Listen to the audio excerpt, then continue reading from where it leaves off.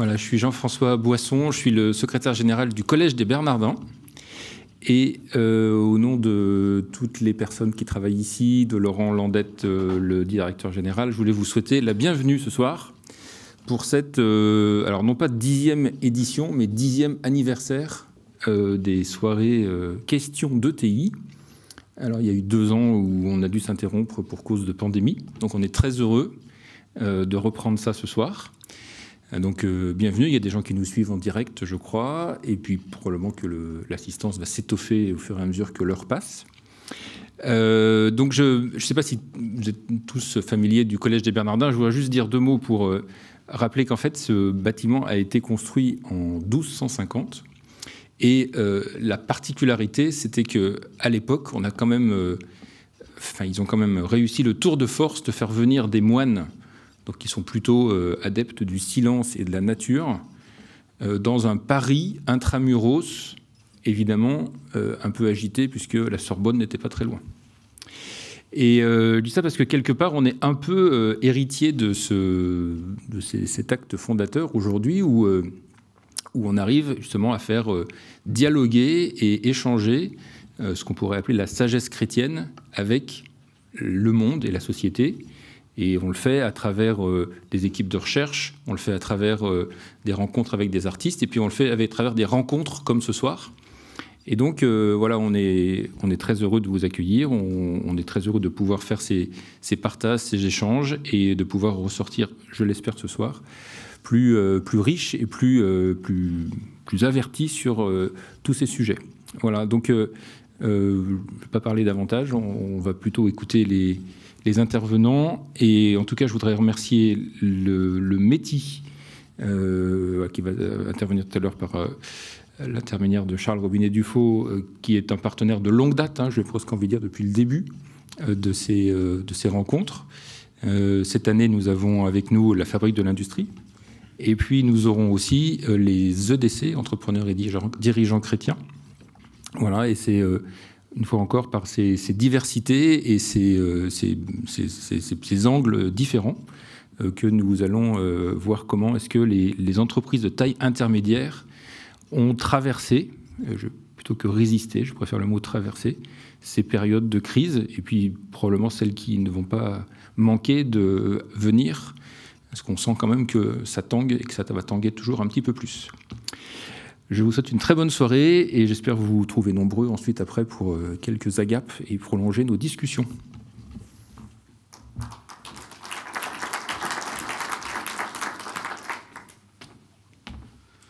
Bonsoir à toutes et à tous. Mon nom est Arnaud Le Gall. Je fais partie de la rédaction en chef d'un média dont j'espère vous êtes des lecteurs réguliers, qui s'appelle Les Échos.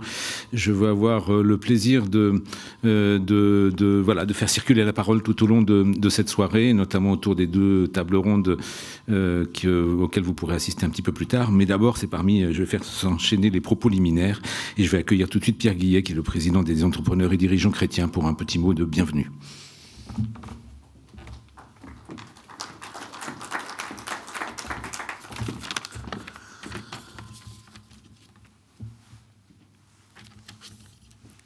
Mesdames, Messieurs, bonsoir. Donc je suis Pierre Guillet, nouveau président des EDC. J'ai été appelé à reprendre la présidence des EDC il y a un petit mois, donc pour un mandat de 2, voire peut-être 4 ans. Donc les EDC, c'est un mouvement œcuménique. Nous sommes 3500 entrepreneurs et dirigeants catholiques, protestants et orthodoxes, au sein de structures de toute taille, de tout secteur, réparties dans toute la France, et aussi dans des grandes villes du monde, où nous avons des expatriés qui ont rejoint des équipes. Nous nous réunissons 1 fois par mois, dans une équipe d'une dizaine de personnes, avec un conseiller spirituel. Et souvent, au cours d'une soirée, nous prenons le temps de prier. C'est le premier temps, d'échanger dans le cadre d'un tour de table et d'approfondir un thème. Pour les 2 années qui vont venir, nous avons défini des orientations qui vont guider en fait nos membres dans leurs réflexions, dans leurs travaux, La première orientation, c'est vivre la fraternité, aux EDC d'abord, mais aussi dans nos entreprises, et enfin dans le monde, dans la société. Notre deuxième orientation, c'est rencontrer le Christ. Rencontrer le Christ en priant, en témoignant et en s'engageant. Et enfin, une troisième orientation qui est engager nos talents au service du monde. Engager ses talents au service du monde, c'est découvrir et reconnaître ses propres talents, mais c'est aussi faire émerger les talents de ceux qui nous entourent. Voilà les trois axes de travail donc, et de réflexion de nos membres pour les 2 années qui viennent. Alors, est-ce qu'aux EDC, on est résilient ou plus résilient? Et est-ce qu'on est prêt ou mieux prêt que les autres à traverser les crises? En fait, je n'en sais rien. Je ne sais pas.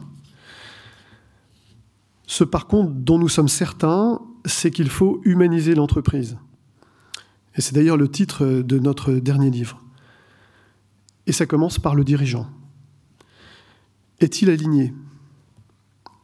Pour favoriser cette unité entre vie professionnelle, vie personnelle et vie spirituelle, nous inspirons des 6 piliers de la pensée sociale chrétienne: le bien commun, la dignité, la participation, la solidarité, la destination universelle des biens et la subsidiarité.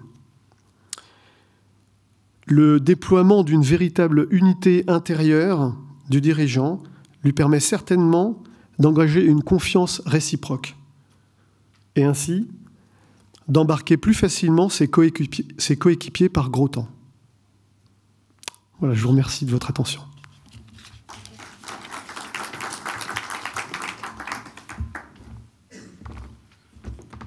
Un autre partenaire éminent de cette soirée, vous l'avez compris, je crois que Jean-François l'a mentionné tout à l'heure, c'est la Fabrique de l'Industrie. Et je vais tout de suite inviter à nous rejoindre Vincent Charlet, son délégué général. Bienvenue Vincent. Merci, bonsoir à vous, bonsoir à toutes et tous. Merci de cet accueil au cours de cette soirée des Bernardins que nous suivons et accompagnons depuis longtemps sur cette question effectivement des ETI. La Fabrique de l'Industrie, c'est un laboratoire d'idées. Lancé il y a 11 ans maintenant par les branches professionnelles, l'UMM en tête et les autres branches de France Industrie. Donc, comme elle, la fabrique est laïque et est apolitique, mais ça n'empêche pas d'avoir une terre de mission, et cette terre de mission, c'est l'industrie. Essayer de comprendre qu'est-ce qui fait aujourd'hui la force, les faiblesses, l'avenir de l'industrie en France. Je vous rappelle qu'il y a 10 ans, nous étions majoritaires à considérer dans ce pays que la désindustrialisation, c'était le sens de l'histoire, peut-être même un signe de progrès et d'avancée vers un monde serviciel. Et il a fallu quelques consciences éclairées pour dire non, non, on a un souci là. Il faut qu'on prenne le temps de réfléchir, de se poser, d'analyser. Et voilà, c'est ça qu'on fait à la fabrique. Vous avez des exemples de nos études qui sont distribuées à l'entrée. J'en ai une là, je vais y venir dans un instant pour vous montrer cet exemple. Nous nous emparons des questions qui sont posées par les industriels. Nous allons chercher des éléments de réponse sur le terrain et dans les laboratoires universitaires et nous faisons un travail de traduction de ces éléments de réponse à ces questions vers un public diversifié. Je reconnais plusieurs de nos lecteurs dans la salle, donc je sais que la fidélité de notre lectorat est un signe de reconnaissance de l'exigence que nous mettons dans ce contenu. Une des dernières questions qui nous a été posée, c'est précisément celle sur la résilience des entreprises face à les crises ou à l'issue de la crise. Donc les crises récentes ont rendu ce mot à la mode, résilience. En physique, la résilience, c'est la capacité à revenir au point initial après un choc ou une déformation.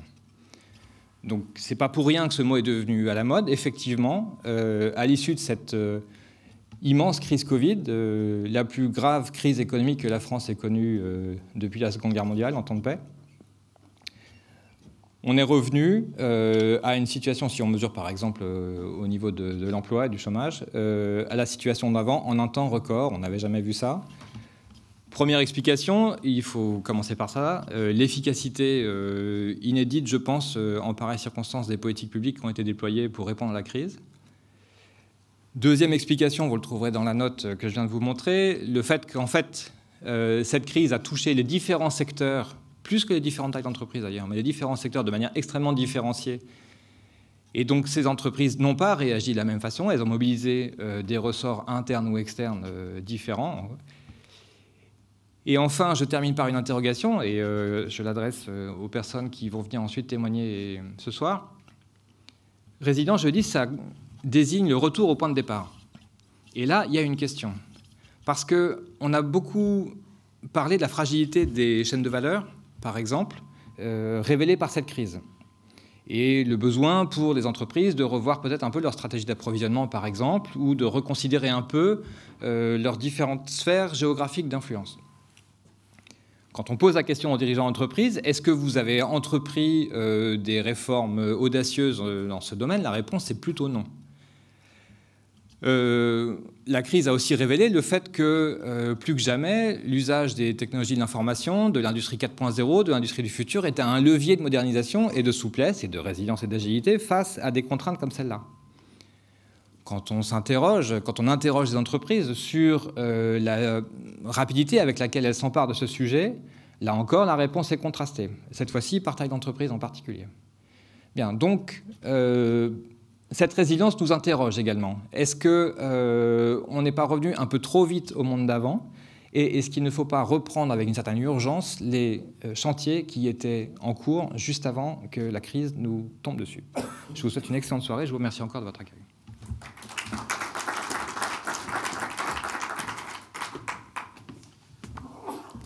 Alors, je fais un petit teasing. Les entreprises qui témoigneront dans nos tables rondes ont eu plutôt tendance à aller de l'avant plutôt que de revenir à leur point de départ. Donc, vous verrez, ce sont un peu des contre-exemples peut-être par rapport à ce que vient de nous évoquer Vincent.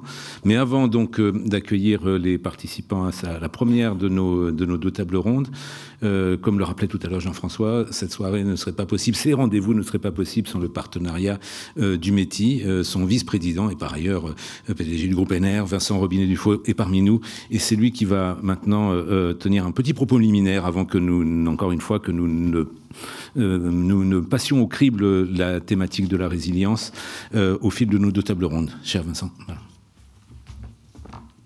Merci Arnaud.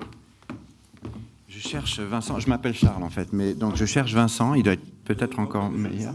Ça n'a aucune importance. Ça n'a aucune importance. Il doit être très bien. Il doit être beaucoup mieux. Il doit être beaucoup mieux, mais je ne l'ai pas encore rencontré.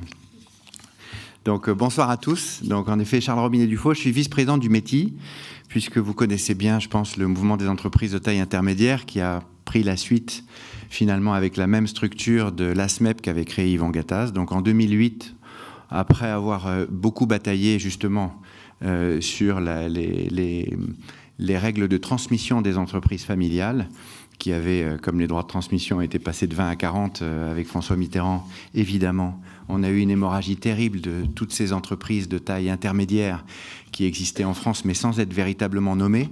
Un jour, j'avais discuté avec un Italien qui avait dit « Mais finalement, ETI, vous êtes des baby multinationals ». Et j'avais trouvé ça plutôt sympathique, très italien comme vision, de voir en effet ces entreprises de taille moyenne qui n'étaient pas véritablement analysées et quantifiées, et voir un petit peu ce qu'elles apportaient à l'économie. Et donc, je remplace aujourd'hui à la fois Frédéric Coirier et Philippe Dornano, qui sont les co-présidents du métier et que vous connaissez bien entendu bien mieux que moi, ce qui est normal. Et c'est avec beaucoup de fierté qu'on intervient ici. Elisabeth Ducotet a été une des premières co-présidentes après Yvon, et qui est très investie évidemment ici, à être investie évidemment pour les entreprises et pour l'industrie française.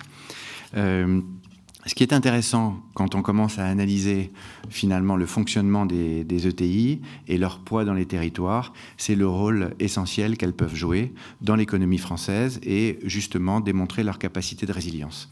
Vous savez, en tout cas je le répète, que pendant la crise de 2008, entre 2008 et 2013, les ETI ont créé plus de 300 000 emplois et ont été le seul segment qui a créé de l'emploi en France. Les petites entreprises n'en ont pas créé et puis les grands groupes ont détruit de l'emploi. Et c'est intéressant de voir pourquoi finalement elles réagissent différemment. Et je pense que évidemment vous allez retrouver des caractéristiques qu'on connaît beaucoup dans des entreprises familiales, bien sûr. Et vous avez des dirigeants qui sont investis avec leurs propres fonds dans des entreprises, donc leur avenir est lié à celui de l'entreprise. Donc évidemment on a d'autres réflexes, on s'endette moins, On regarde davantage l'avenir. Mon père, qui nous a quittés récemment, me disait toujours, un chef d'entreprise qui n'est pas inquiet est inquiétant. Donc évidemment, on est toujours aux aguets et on essaye de se transformer en permanence pour voir ce qui va nous tomber dessus. On a aussi l'habitude de dire dans l'entreprise qu'il faut faire d'un problème un marchepied. L'avantage, c'est que les problèmes, on en a plein, on en a beaucoup, en fait. On a des problèmes qu'on n'avait pas imaginés. On a une guerre en ce moment qui fait rage, et puis on a connu des crises, une pandémie, et des choses qui étaient totalement nouvelles, et malgré tout, on essaye de s'adapter. Et justement, on essaye de s'adapter dans beaucoup de domaines, puisque avant même cela, au milieu des années 90, le mot disruption n'existait pas, mais Internet commençait à arriver, et on se demandait bien ce que ça allait pouvoir nous provoquer chez nous. Et donc, ces entreprises de taille intermédiaire, finalement, je dirais que par mécanique et par nature, ce sont celles qui doivent le plus s'adapter, parce qu'elles sont comme un adolescent, elles ont des côtés adultes, mais elles ont encore des côtés enfants et pas tout à fait formés. Donc par conséquent, elles ont encore cette agilité pour s'organiser bien, mais il faut absolument qu'elles s'adaptent. Donc on sait aujourd'hui quelle est la richesse des ETI dans les territoires, hein. Vous connaissez les chiffres, je pense. Quand on a défini cette catégorie, on était 4600 ETI. Aujourd'hui, il y en a un peu plus de 5300. Donc comme elle incite en permanence Fanny Laitier, on demande à ces ETI de grandir et on les prépare à tous les enjeux justement de cette croissance qui est indispensable pour elles. Heureusement, aujourd'hui, on a une autre chose qui se passe, c'est que l'ensemble des acteurs financiers qui peuvent aussi aider les ETI et intervenir pour leur développement commencent à se rendre compte que les réflexes qui étaient généralement ceux des entreprises familiales, finalement, ont du sens. Le fait d'investir pour le long terme, le fait d'être responsable, le fait de ne pas vouloir vendre des produits qu'on n'achèterait pas. Bref, avoir une logique véritablement responsable à tous les points de vue, c'est également un élément important de la transformation. Mais la transformation, c'est surtout faire face à l'imprévu et s'adapter. En fait, la transformation, l'adaptation, la résilience, c'est pas uniquement de continuer à faire mieux ce que l'on faisait avant, mais c'est surtout de ne pas arrêter de se transformer. Et ce qui va être intéressant ce soir, c'est de voir à la fois, en ce qui concerne la transformation et l'adaptation d'une entreprise à son environnement, à son marché, à ses nouveaux enjeux, comment la réponse va être donnée. Donc ça, c'est la première table ronde. Et puis vous avez une autre table ronde sur le rebond. Et là, il y a des transformations encore beaucoup plus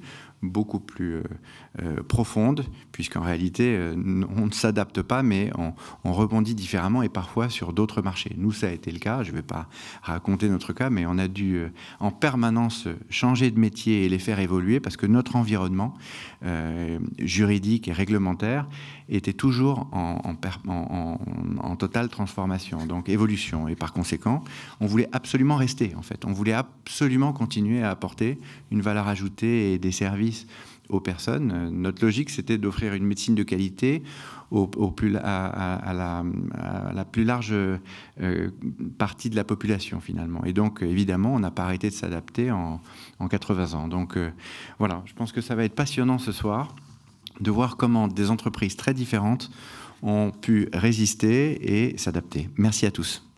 Et donc, je vais inviter pour parler de tout cela à nous rejoindre les grands témoins de cette première table ronde. Jeanne Lemoine, qui est la directrice générale du groupe Lemoine. Bienvenue, madame. Bertrand Caille, qui est le PDG de Caille, une entreprise de transport logistique en particulier. Nous devions normalement avoir une troisième intervenante, Sylvie Grandjean, mais elle a eu un souci d'ordre logistique. Ça arrive malheureusement, ça fait partie du quotidien, y compris des chefs d'entreprise. Elle vous présente et nous vous transmettons ses excuses. Et vous aurez l'occasion de toute façon, je pense, de retrouver l'art et la manière dont elle pratique cette résilience à travers les articles qui sont régulièrement consacrés à son entreprise. Vous trouverez d'ailleurs, petit teasing au passage, son témoignage dans un prochain dossier des Échos sur le domaine de l'industrie. Voilà, ça vous arrivera peut-être également, chère madame, cher monsieur, au fil de nos prochains dossiers. Donc l'art de s'adapter. Jamais sans doute il n'a été plus important important pour des dirigeants que ces dernières années, tout particulièrement, encore une fois, si on se replace dans le contexte du début 2020. Et j'aimerais, avant peut-être que nous voyions d'autres dimensions de cet art de l'adaptation, qu'on procède à un flashback, comme on dit au cinéma, qu'on se replace effectivement dans le contexte si particulier, l'irruption de ce signe noir, l'imprévisible, qui d'un seul coup fait irruption dans le quotidien, notamment des entreprises. Mars 2020, quelles ont été vos premières réactions, quelles ont été vos premières décisions? On va peut-être commencer avec vous, Jeanne Lemoine. Alors, votre entreprise, je résume, je caricature peut-être, vous me rectifierez si tout ça vous semble trop réducteur, c'est une TI familiale qui, très discrètement, à la manière de beaucoup de TI, était devenue leader dans son domaine, les produits d'hygiène en coton. Vous viviez heureux avec vos équipes en produisant, entre autres, des cotons-tiges. Et voilà qui, au moment où la crise sanitaire se déclenche, en quelques semaines, transformer une ligne de production des fameux cotons-tiges en question pour y fabriquer des écouvillons de tests PCR, puis vous développez la fabrication de masques. Donc ça, c'est de l'art de s'adapter à marche forcée de manière très très concrète. Comment est-ce qu'on développe cette capacité de résilience? Et au-delà, puisque c'est ça aussi l'art de diriger, comment est-ce qu'on la fait partager à ses équipes dans de telles circonstances? Alors, je dirais que c'est le cœur même et l'ADN même d'une entreprise familiale telle que la nôtre, d'une ETI, ancrée dans son territoire. Et depuis plus de 4 décennies maintenant, fondée par mon mari et moi-même. Il y a, je dirais, comme dans la pomme, la pomme qui est un symbole. Il y a des pépins, c'est ça? Non, justement, il y a 4 syllabes qui commencent par un P, qui sont la prise de risque, qui sont la persévérance, qui sont la passion, parce que sans passion, on ne peut pas avancer comme on doit, et la proximité. La proximité avec ses collaborateurs, la proximité avec l'écosystème, la proximité avec ses clients, la proximité avec les consommateurs. Donc, toutes ces valeurs-là, elles existent depuis le départ dans l'entreprise et elles ont été partagées au cours d'aventures parce que les cotons-tiges, en fait, au début, on ne les fabriquait pas. Nous fabriquions plutôt des produits à base de produits de beauté à base d'alcool ou de tensioactifs tels que les shampoings, les bains moussants, etc. Et on a ajouté à notre gamme les cotons-tiges. Et dans ce cadre-là, on a commencé par les cotons-tiges et puis chaque aventure, on a décidé de maîtriser nos process industriels de tous nos composants. Fabriquer la tige, fabriquer la mèche, fabriquer les boîtes. Donc, à chaque fois, c'est un enthousiasme des collaborateurs d'une aventure nouvelle, d'acquérir des savoir-faire nouveaux, de les développer, de les transmettre. Donc, ça crée cette proximité à la fois entre collaborateurs et entre dirigeants et collaborateurs. Et puis, au-delà, il y a chaque fois qu'on a rencontré de l'adversité, par exemple en mars 2010, l'usine de coton-tige brûle. Ça évidemment arrête les autres qui fournissaient les tiges, la mèche et les boîtes. Et là, c'est pareil. Toute l'entreprise était soudée dans cette adversité et en 6 semaines, ce qui de mémoire d'assureur n'était jamais arrivé, on a réussi à redémarrer, trouver des locaux provisoires, retrouver des vieilles machines. On est retourné 25 ans en arrière dans des machines manuelles, sans trop de robots, et tout le monde s'est aussi là senti complètement soudé, et non seulement soudé ensemble, mais dans notre écosystème avec nos sous-traitants qui sont des fabricants locaux. Donc l'écosystème fait aussi partie de cette proximité qui permet justement, et là dans l'histoire des écouvillons, ça a été marche forcée, puisque l'idée m'est venue le 25 mars. J'ai tout de suite joint les collaborateurs, on a dessiné des pièces. L'usine était fermée non, parce que nous travaillons avec la grande distribution. Donc, travaillant avec la grande distribution, avec les pharmacies, seul distributeur ouvert. Donc, l'usine n'était pas fermée. Néanmoins, les collaborateurs étaient là avec la peur au ventre. Madame, on risque notre vie. Et j'étais la première sur le front pour dire, regardez, je suis là. Et toutes les équipes de direction étaient là. Dans ce cadre-là, les collaborateurs se sont dit, j'aurais dit, écoutez, voilà, on fabrique nos tiges, on fabrique notre mèche, on a des machines d'assemblage, il faut simplement qu'on change les machines d'assemblage.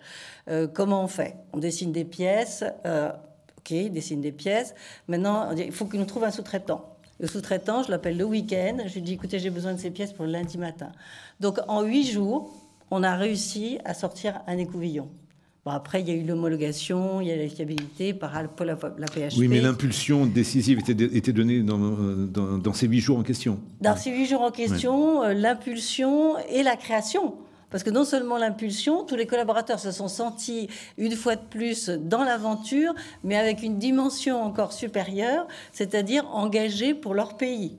On est en pénurie, on peut mettre un terme à cette pénurie grâce à nos savoir-faire, à l'utilisation de nos savoir-faire. Et vous ne pouvez pas savoir la fierté de l'ensemble des collaborateurs qui se disent participer à cette aventure. On a déjà participé ensemble à des tas d'aventures, mais celle-là, elle a une dimension extraordinaire, nationale, et on est là, alors la troisième ligne, parce qu'on parlait de la première ligne, on parlait de la deuxième ligne. Peu importe les lignes, voilà, l'important c'est d'être au front. Voilà. Voilà, exactement. Et là, nous étions au front. Donc, c'est vrai que cette capacité, cette agilité, elle fait partie de l'âme de l'entreprise. Et je voulais justement revenir sur cette proximité qui est l'essentiel, avec la prise de risque, parce que prendre des risques à chaque fois, chaque création d'entreprise est un risque. Hein. On le soulignait tout à l'heure. Voilà. Le souffle de votre réponse donne déjà le ton de cette soirée. C'est parfait, c'est exactement le registre que l'on souhaite avoir. On reviendra vers vous tout à l'heure. Vous avez mentionné l'écosystème, c'est un point important et on y est très très attaché justement dans la longue histoire de ces débats. Mais j'aimerais d'abord qu'on se replace. Là aussi, flashback pour vous, Bertrand. La logistique, Dieu sait si ça a été secoué justement lorsque cette crise est arrivée en 2020, et elle était déjà secouée. C'était un univers dans lequel il y avait beaucoup de transformations. Déjà le défi qui était à relever. Il y a d'abord eu le confinement, et puis il y a eu subitement l'irruption de nouvelles demandes dans différents domaines, d'une région à l'autre, des entreprises qui ont voulu réorganiser leur supply chain, donc presque des injonctions contradictoires. On vous dit d'arrêter d'un côté, puis ensuite de reprendre, mais différemment de l'autre. Comment est-ce que vous aussi, vous avez défini les premiers éléments de votre feuille de route pendant ce fameux printemps 2020, et puis peut-être on va commencer à étendre un petit peu l'échelle chronologique dans les 2 années là, qui ont été sous signe de l'imprévisible que nous venons de traverser. Donc le flashback, c'est le début du confinement. Notre activité, donc on a 4 activités. On a une activité de transport qui est la principale. On descend à 20% de notre chiffre d'affaires. Deuxième activité, le déménagement, très importante chez nous.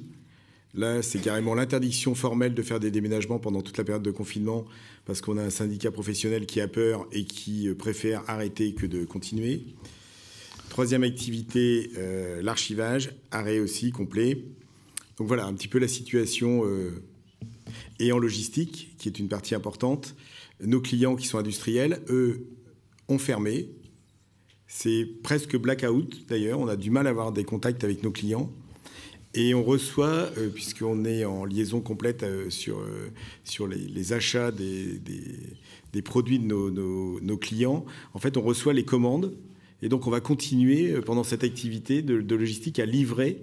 Et donc, c'est nous qui allons tenir, en fait, l'industriel pendant le temps où il va être fermé pendant tout ce confinement. Avec des chauffeurs qui parfois arrivent dans des usines quasiment fantômes. Enfin, voilà. Certains de vos homologues m'ont raconté des histoires de cette nature. Exactement. Voilà. Ou par exemple, en fait, chez notre industriel, comme ils avaient fermé, ils ont fermé du jour au lendemain, ils avaient mis des grandes pancartes.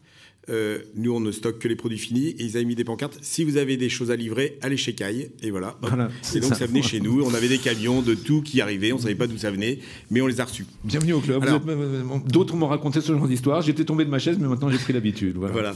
Alors, juste une chose. Ce qui s'est passé, c'est que, en fait, on avait déjà vécu en 2006 une première crise avec l'ouverture des frontières européennes et l'arrivée du low cost. Transport low cost sur notre marché. Très grosse crise. 2008, crise financière, et nous avions comme premier client en logistique un rang 1 de l'automobile qui va quasiment arrêter son activité avec nous. Et donc, derrière, des problématiques bancaires pendant 3-4 ans. Donc, on était habitués, avec mes collaborateurs, à se serrer la ceinture, à faire face à des périodes très compliquées et à trouver des solutions. Ce qui va... déjà, aucun licenciement pendant ces 2 crises précédentes. Donc, les gens ont confiance. Ils savent que, de toute façon, on va se battre, qu'on est habitué à se battre. Et quand le Covid arrive, on va très vite...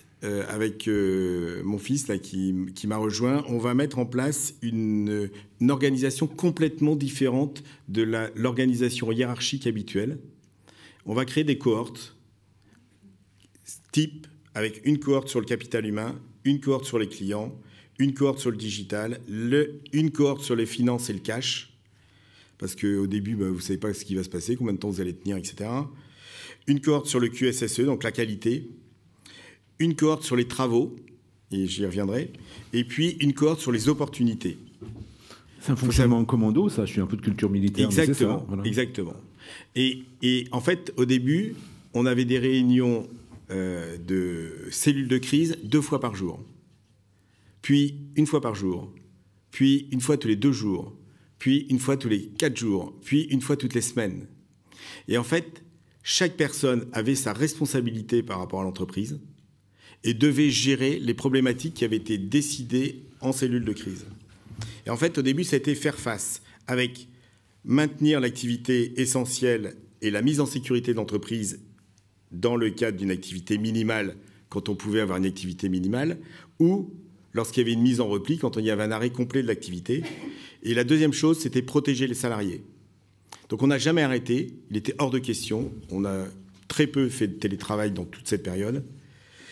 Et en fait, très très vite, les gens sont venus, puisqu'ils avaient une autonomie énorme dans ces cohortes, ils venaient à ces réunions avec des idées. Deux, trois petits exemples, oui, par exemple. Nos bâtiments on a des bâtiments d'entrepôt où on est avec un éclairage classique. On a décidé du jour au lendemain de tout passer en LED. Et on a demandé à un certain nombre de déménageurs qui étaient prêts à s'occuper de ça. On a, en un mois et demi de temps, tout passé, tous nos entrepôts en LED. Le but était quoi? Réduire les coûts Réduire les coûts, préparer l'avenir, des choses qu'on avait prévues plus tard, qu'on pouvait faire tout de suite. Deuxième chose, un véhicule, quand il circule, poids lourd, doit passer aux mines, au contrôle technique, 1 fois par an. En déménagement, on a des très grosses saisons. Et je savais que de toute façon, le confinement n'allait pas durer éternellement.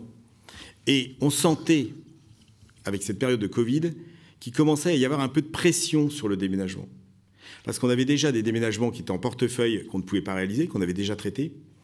Et il y a eu le phénomène aussi de j'arrête d'habiter dans un appartement de 120 mètres carrés avec 5 enfants qui braillent du matin au soir et j'ai besoin d'être dans une maison, ou plus petit même. Et voilà. Et donc l'idée c'était de trouver. Moi, Paris à 2 dans 25 mètres carrés. Voilà. Vous savez, c'est insupportable. Nous on est en province, donc on a un peu plus de place. Voilà. Bon. Et donc on sentait cette pression. Et donc l'idée c'était d'être prêt à la reprise.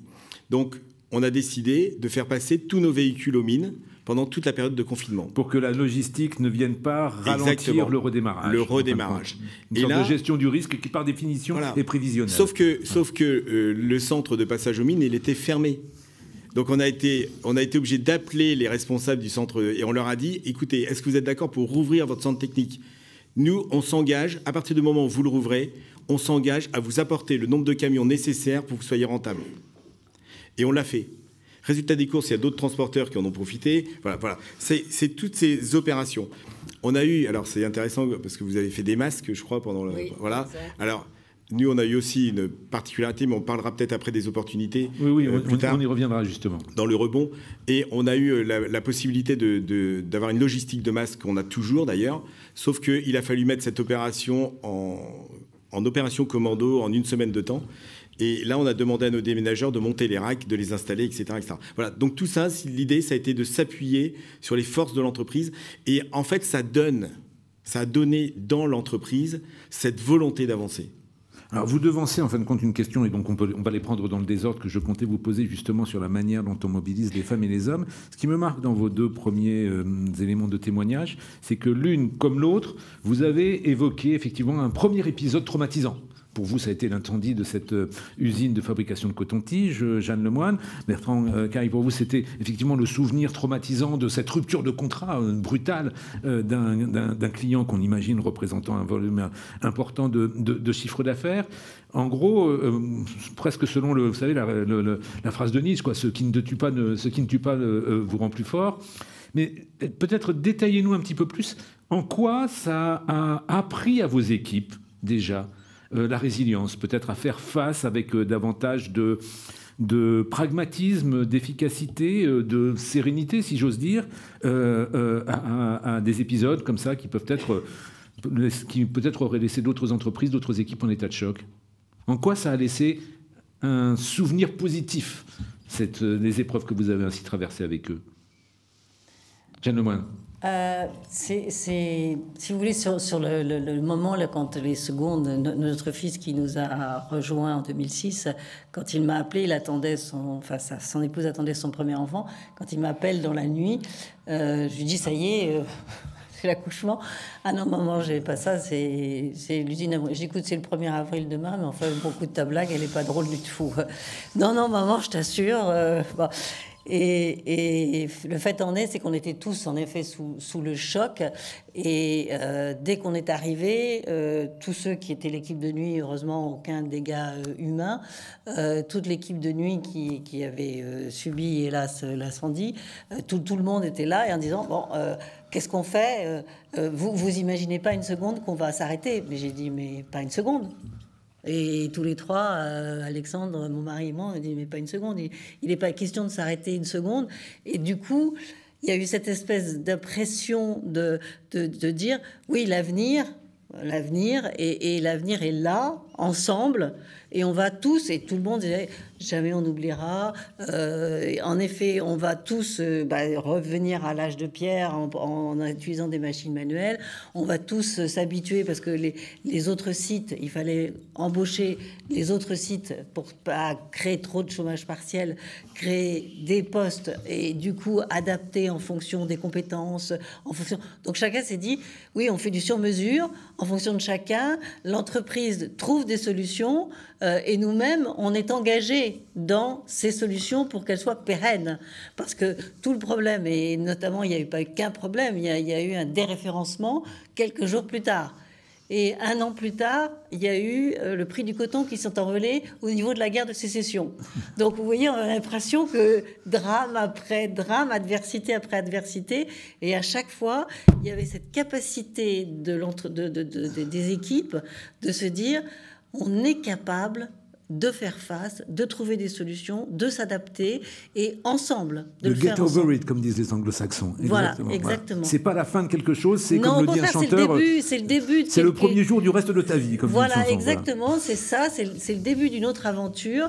Et cette autre aventure s'est poursuivie avec la construction d'un nouveau bâtiment, puisqu'on ne pouvait pas rester dans ces locaux provisoires, avec la pose de la première pierre qui a été l'occasion pour chacun de découvrir toute une démarche où on fait découvrir à chacun les plans, où on fait choisir à chacun ses bureaux, fait choisir à chacun son matériel de bureau, où justement il y a cette espèce de communauté qui est là présente, et tous ensemble, on le fait pas seul, on le fait qu'ensemble, collectivement. Et chez vous, Bertrand Caille, donc les précédents traumatismes, qu'est-ce qu'ils ont créé comme culture? Alors, j'imagine que vous retrouvez certains éléments peut-être dans ce que vient de dire Jeanne Lemoine, mais au-delà. Alors, nous, on a une maxime dans l'entreprise, c'est notre passé donne du sens à votre avenir. On est une vieille entreprise, on a été créé en 1847 par mon arrière-grand-père. Voilà. Et en fait, on sait que ce qui s'est passé avant va nous aider à être encore plus fort après. Et en fait, alors quand il y a eu la période Covid, je me suis rendu compte quand même qu'il y avait quelque chose qui était très compliqué à vivre, c'est qu'on avait un certain nombre de collaborateurs qui avaient peur. Il faut se rappeler cette période extrêmement complexe. Et là, à ce moment-là, il faut entraîner, il faut y aller et il faut montrer qu'on a cette vision, qu'on a cette volonté de progresser, de trouver des solutions. Et je pense que dans ces moments clés, il faut qu'il y ait une adhésion des collaborateurs au choix du dirigeant. C'est-à-dire qu'ils sachent pourquoi ils veulent, où ils vont et pourquoi on le fait. Et à partir de là, en fait, tout découle. C'est-à-dire qu'il y a une adhésion, il y a une volonté d'avancer, voilà.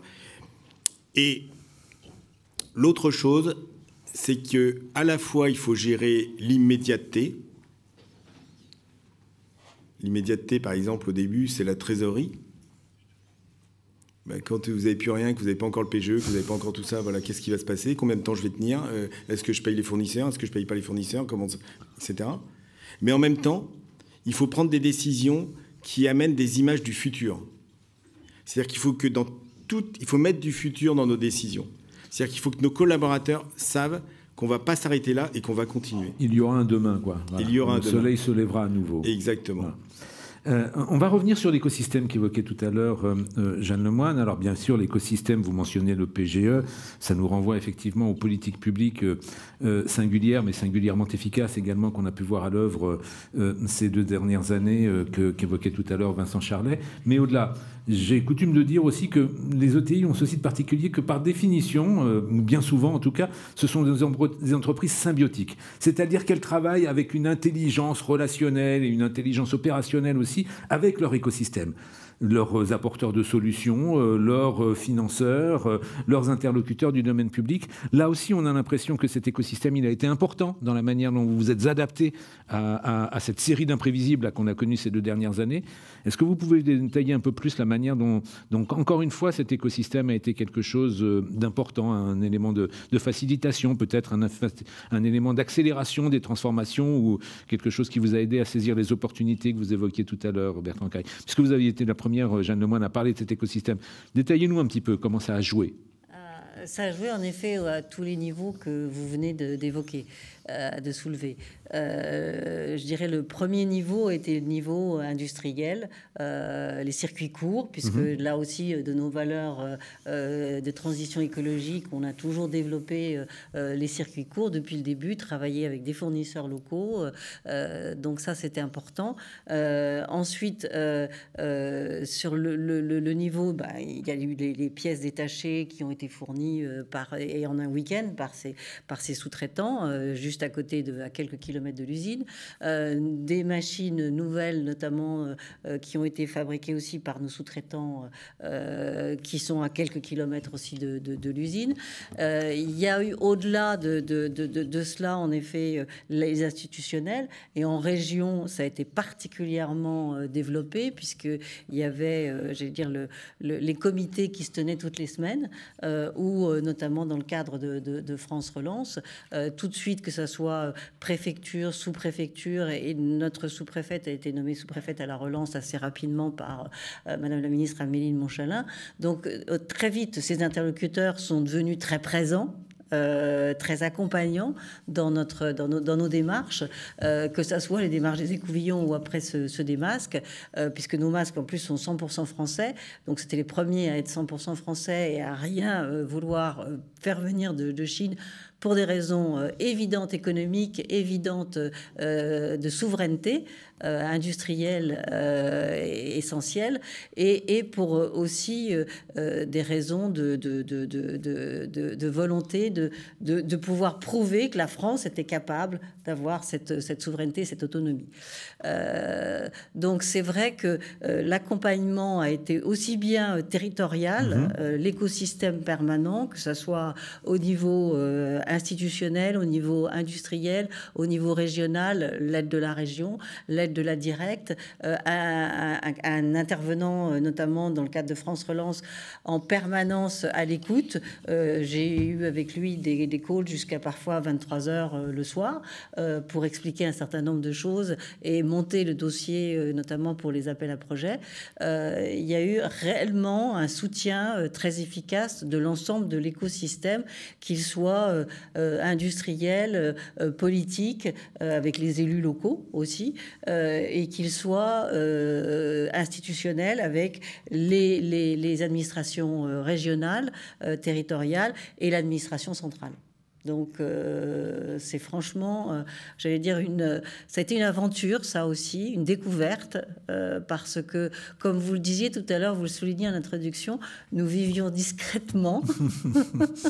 C'est vrai que dans l'époque incendie, le sous-préfet de l'époque avait été particulièrement vigilant et proche, et notamment pour tous les gens dont les papiers avaient brûlé dans les vestiaires. On leur avait dit il faut 15 jours, il faut 3 semaines. Dès le lendemain, les nouveaux papiers d'identité étaient obtenus. Quand on nous a dit il faut reconstruire sur le site, qui est un site classé entre une rivière et une colline, c'était pas pérenne. Donc c'est en effet, il faut penser au lendemain. Et les lendemains, c'était non. Et là, c'est pareil. Il nous a accompagnés face aux assureurs en disant mais c'est une erreur profonde de vouloir en effet reconstruire un bâtiment à l'endroit où était situé ce bâtiment. C'est bien de rappeler au passage effectivement la qualité des services de l'État dans des circonstances comme celle-ci.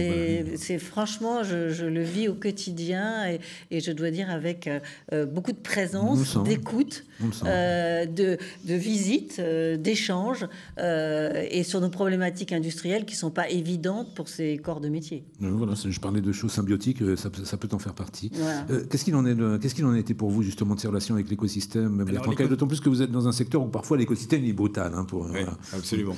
Alors l'écosystème, plusieurs types d'intervenants extérieurs. D'abord, les autres transporteurs. Il faut se rappeler que quand il y a eu le confinement, nos véhicules ont continué à faire tourner l'économie, mais ils n'avaient plus du tout la structure d'accueil que vous voyez sur les routes. Vos chauffeurs ont été les routiers, dramatiquement traités pendant plusieurs mois au printemps 2020. Alors, ils n'ont pas été dramatiquement traités. Ils n'ont pas été traités du tout, peut-être même. Alors, ils n'ont pas été traités de ce côté-là, mais en fait, on a trouvé les solutions. Parce qu'il était hors de question de ne pas le traiter. Et on fait partie d'un groupement qui s'appelle Astre, qui est un groupement d'entreprises indépendantes. Oui, on voit le logo sur un certain nombre de fois. Voilà, exactement, avec le drapeau européen. Et en fait, on s'est mis tout de suite d'accord. C'est-à-dire que nos lieux d'entreprise sont devenus des lieux de vie pour nos confrères.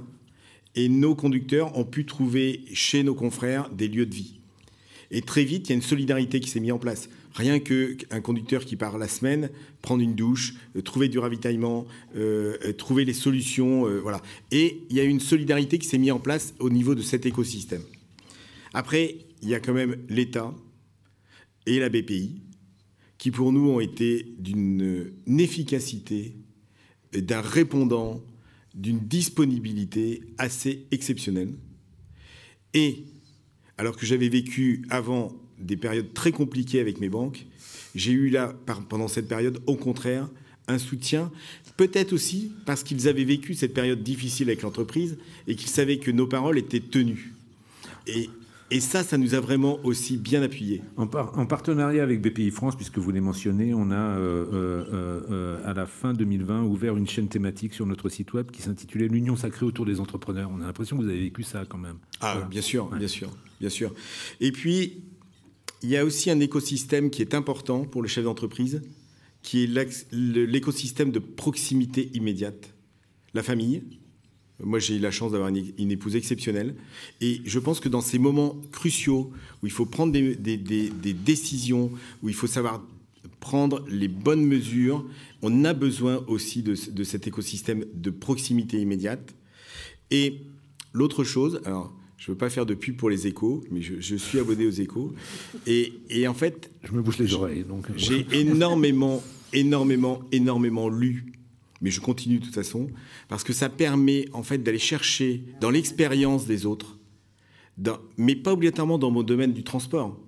Ça va être dans votre domaine ou dans un domaine extérieur, mais on va aller trouver le petit grain qui va permettre d'améliorer la situation pour demain et de revenir avec une idée qui va permettre aussi d'améliorer le système.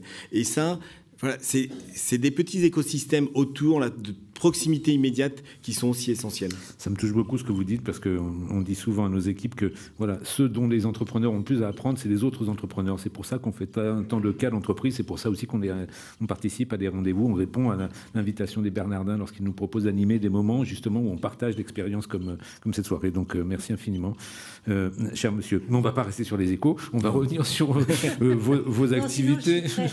Les champions cachés, parce que quand vous disiez qu'on avait vécu discrètement, oui. On a fait partie d'une édition où vous citiez les champions cachés. On est très attachés, voilà. À ça. Mais encore une fois, ce n'est pas nous qui sommes le sujet ce soir, c'est vous.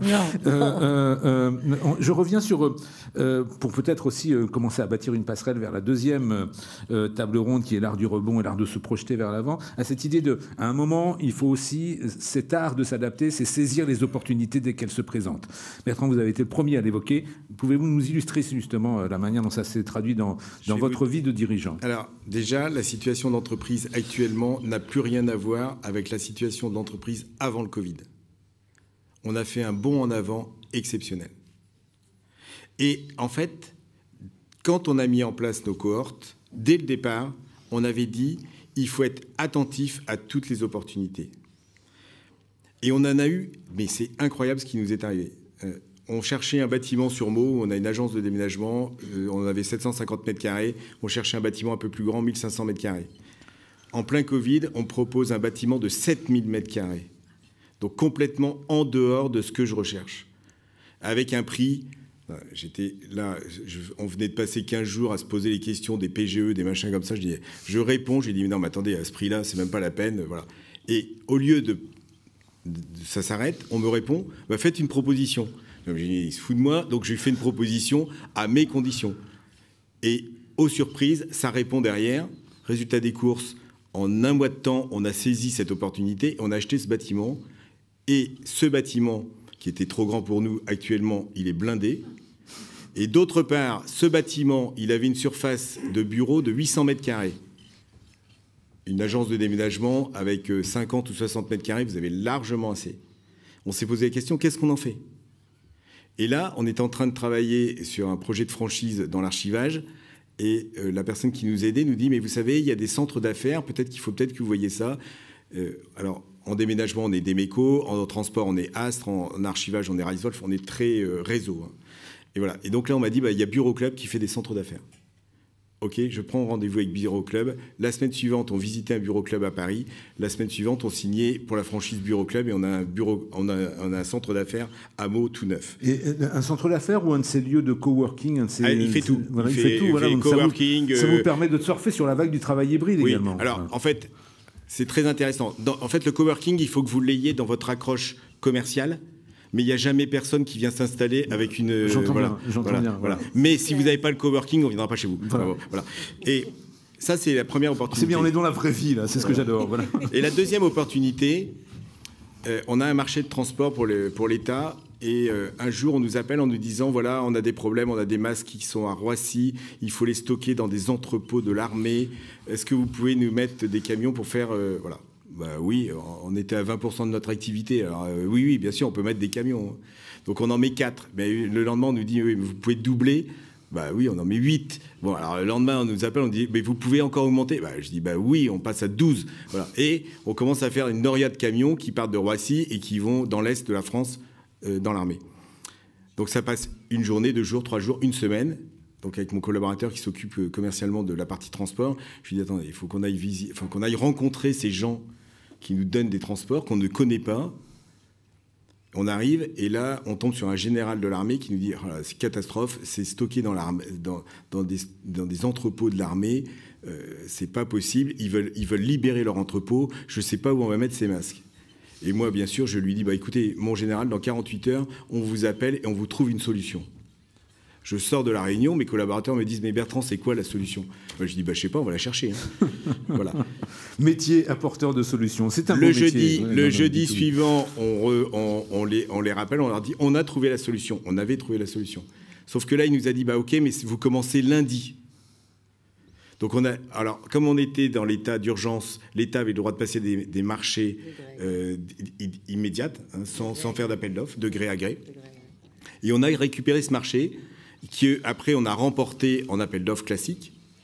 Mais l'histoire ne s'arrête pas là. Actuellement, nous avons 9000 palettes de masques que nous stockons et dont nous gérons toute la logistique. Mais ça s'est su qu'on avait fait ça, qu'on avait mis en place une gestion qualitative de ces masques, qu'on avait mis de la rigueur dans la logistique. Et donc, on est venu nous chercher. Et là, on vient de décrocher un marché pour gérer la totalité des produits de première nécessité, des 5 produits de première nécessité pour toutes les associations caritatives. Donc on va stocker tous les produits type lait, sucre, conserve, céréales, et on va relivrer tout ça dans toutes les associations caritatives de France. Voilà. Donc, si vous voulez, ce que je veux dire, c'est que ce Covid, en fait, de quelque chose de très compliqué, en étant extrêmement attentif, a fait développer l'entreprise sur des marchés où on n'était pas du tout présent. On avait consacré un édito à ce qui se passait dans les entreprises comme les vôtres à l'été 2021. On avait titré Même pas peur. Donc je crois qu'on est vraiment dans ce registre avec vous. S'adapter et saisir les opportunités, c'est parfois aller au-devant de nouveaux défis. Jeanne Lemoine, vous avez à plusieurs reprises rappelé la nature très industrielle de votre entreprise. Et vous aussi, en fin de compte, vous êtes allé au-devant de nouveaux défis.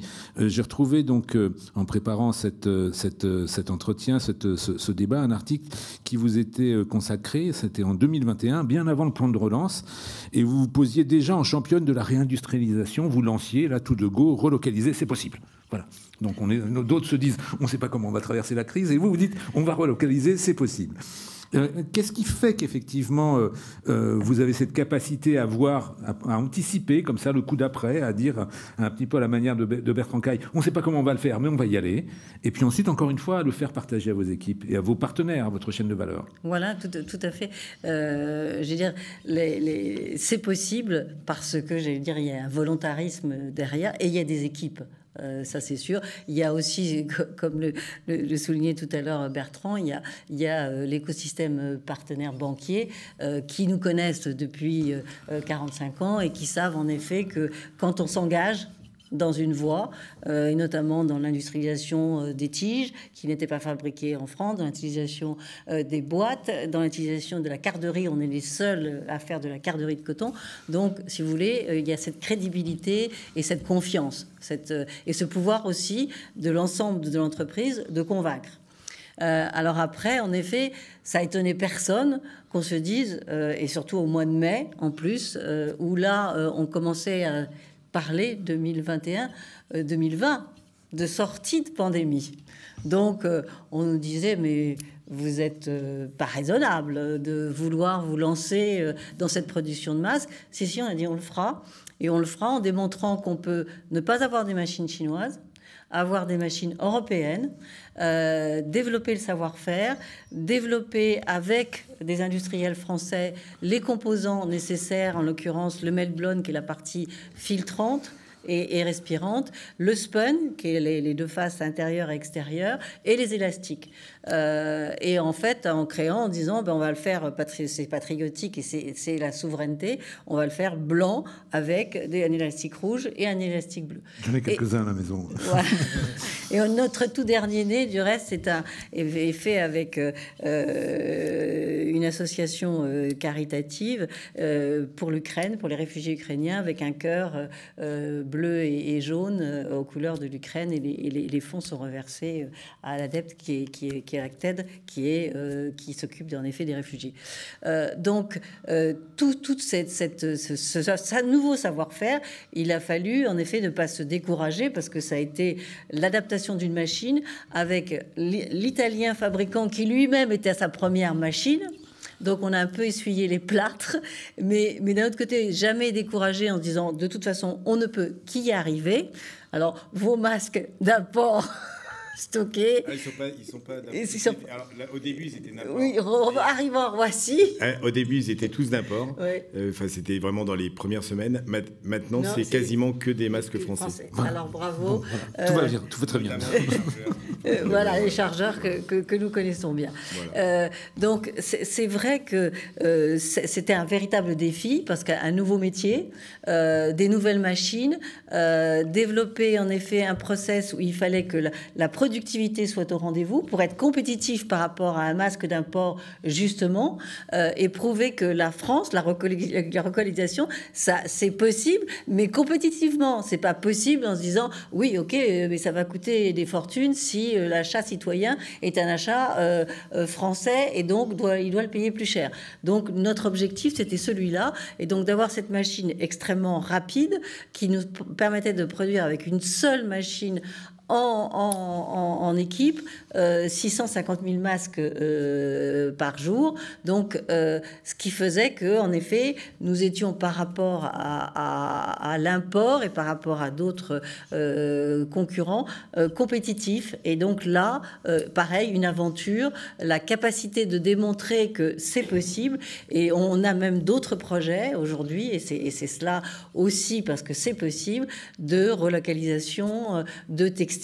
Et là, de textiles, vêtements, il y a beaucoup de millions de jeans qui sont achetés. Il y en a très très peu qui sont fabriqués en France. Il y a une possibilité là aussi. Et là, c'est un sujet qu'on travaille justement avec 1083, une société que vous devez connaître, qui est précurseur en la matière. Et là aussi, c'est un engagement de relocalisation industrielle et la démonstration que c'est possible. Alors, dans la période qu'on traverse, il va y avoir sûrement un... On aura encore besoin effectivement de cette résilience, mais on vous fait assez confiance, hein, au vu de ce que vous venez de nous raconter tous les deux.